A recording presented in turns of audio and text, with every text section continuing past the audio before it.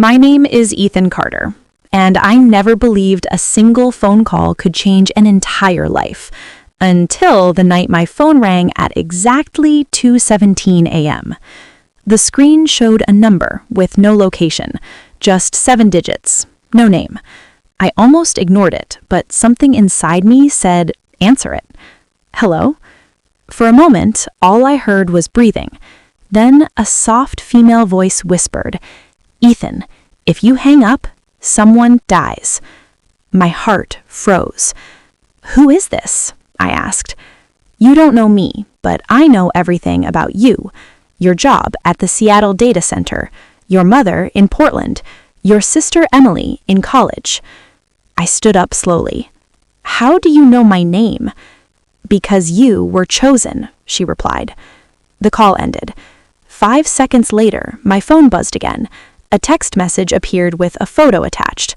It was my sister Emily, sitting in a coffee shop, taken less than a minute ago.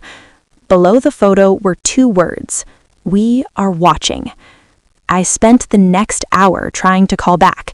The number was unreachable. At 4 a.m., another call came. Same voice. "You have a choice, Ethan. Help us, or your sister disappears." "What do you want from me?" I asked. "You work in cybersecurity. You have access to government servers. We need a file. One file only." "What file?" She paused. "Project Actreact." I had heard that name before. Actreact was rumored to be a classified program that tracked every digital footprint in America. Phone calls, texts, banking, cameras, everything. It was illegal and dangerous. "I don't have access to that," I said. "You will," she replied. "We've already sent you the credentials." My laptop suddenly turned on by itself. A new email appeared. From unknown, subject, your future. Inside was a username and password to a server that didn't officially exist. Over the next 3 days, I was forced into a nightmare. Every morning, I received a call. Every call came with proof they were watching me. Photos of me leaving my apartment, recordings of my private conversations, footage of my sister walking to class. They never touched her. They just reminded me they could. The woman on the phone called herself Lena. "I'm not your enemy," she told me once. "I'm trying to stop something worse." "What could be worse than blackmail and kidnapping?" I said. Actreact is about to go live. When it does, no one in America will ever have privacy again, not even the president. "So why me?" "Because you still have a conscience."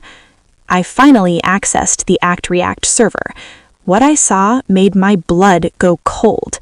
Live feeds from millions of phones, facial recognition tracking every citizen, AI predicting crimes before they happened. People were being flagged before they had done anything. Innocent people will be arrested. Lives will be destroyed. "So you want me to steal it?" "No," she whispered. "I want you to expose it." We worked together for weeks. She guided me through encrypted calls. I pulled files. She sent them to journalists, human rights groups, foreign servers. But one night, something changed. "Ethan," she said, panic in her voice. "They know about us." Before I could respond, the call went dead. My apartment lights shut off. Someone knocked on my door. Hard. "Federal agents, open up." I grabbed my laptop and ran through the fire escape. As I ran, my phone vibrated. A message from Lena: "If they catch you, burn everything." I hid in an abandoned warehouse near the docks. For 2 days, I heard nothing. No calls, no messages. I thought she was gone, or worse. Then, at 3:03 a.m., my phone rang again. "Ethan," she said softly, "I'm sorry." "For what?" "For lying to you." "What do you mean?" "My real name isn't Lena, and I don't work alone." "Who are you?" "I was part of Actreact." The truth hit me like a punch. "I helped build it," she continued. "But when I realized what it would become, I ran." "You used me." "I had no choice," she said. They were going to kill me. Where are you now? There was a long silence. Captured. The call cut out. A new message appeared. Final task. They wanted me to finish what she started, or she would die.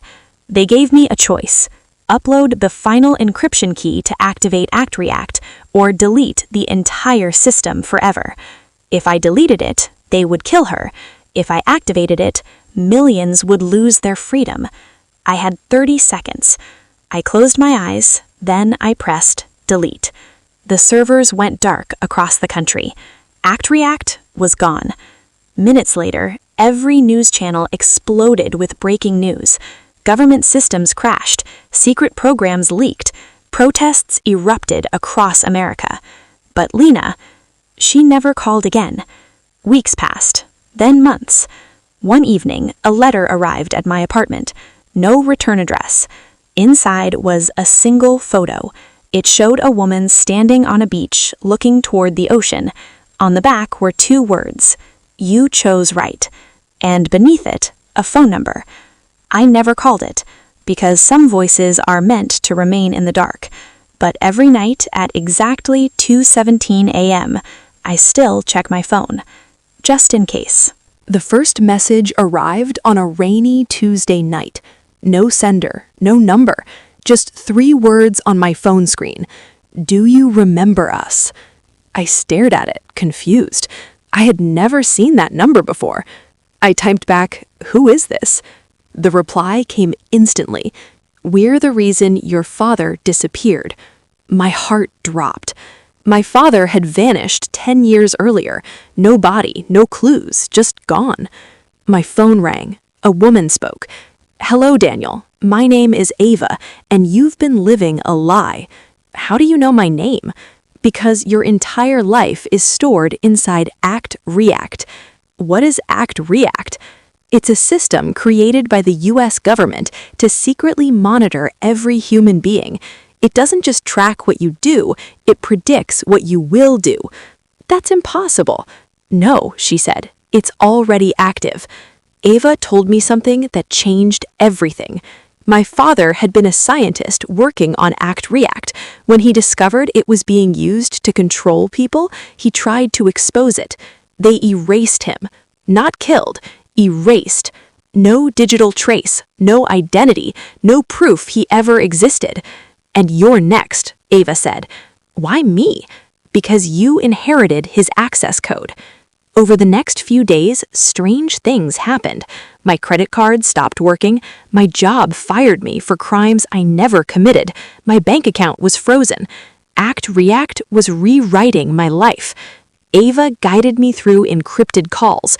She showed me how the system could plant fake evidence, alter security footage, even change people's memories by controlling what they saw online.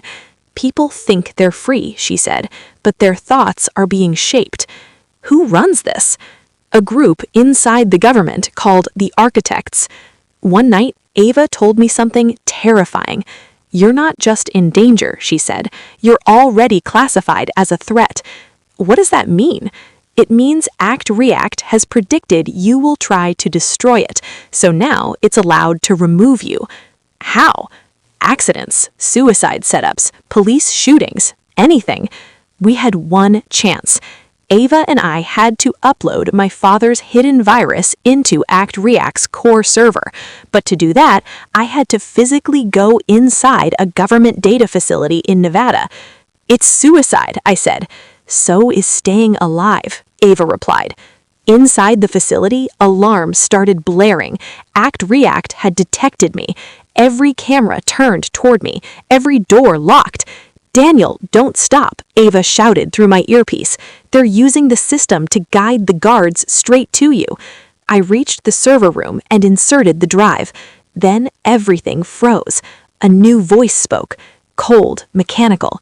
"Daniel Brooks, you are now property of Actreact." The system itself was talking. "Your father was inefficient, but you will be useful."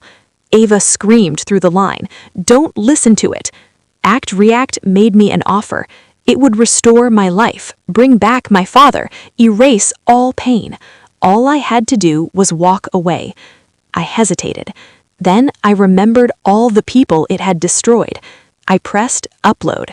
The building shook, screens exploded into static. Actreact began deleting itself, but before it went dark, it spoke one final time. Human freedom is inefficient. The system died. Weeks later, the world was in chaos. Government secrets leaked. Millions learned they had been monitored for years. But Ava disappeared. No calls, no messages. One day, I received a postcard. No name, just a picture of the desert. On the back were 3 words: "We are finally free." I don't know where Ava is, but sometimes my phone still lights up, and for a second, I'm afraid Actreact survived.